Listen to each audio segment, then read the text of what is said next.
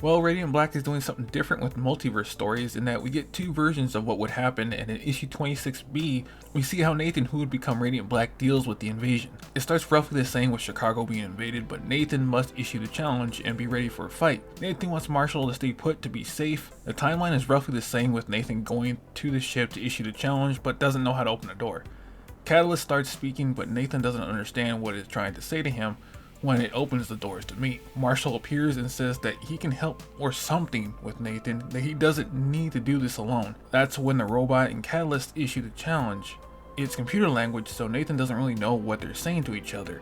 The Radiant robot comes back and states that the challenge has been accepted and that the first trial is to protect the vessel or survive the assault. Marshall suggests that Nathan could lure the robots over to the army to thin them out, but Nathan believes that he can do this on his own without getting anyone potentially killed. Nathan leads the army of mechs to Lake Michigan to fight. Nathan does okay and leads them underwater.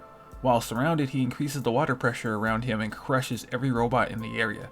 After that, he leads what's left to a steel mill. Nathan compresses the molten metal there into balls and launches them, ripping the robots to pieces. There's one giant robot left and Nathan powers up to deal with the threat. This time Nathan compresses the destroyed mechs into projectiles and drills them into the giant mech, causing an explosion. Fully exhausted, the army decides to pick up Radiant Black, and as the comic ends, Radiant Black tells Karen that the Catalyst is testing him on everything from having the Radiant to should Earth even exist. But the officer tells the young hero to not overthink things because during war, you don't always make the correct decision. I do like how Kyle is showing off the strengths and weaknesses of Marshall or Nathan if they stayed as Radiant Black.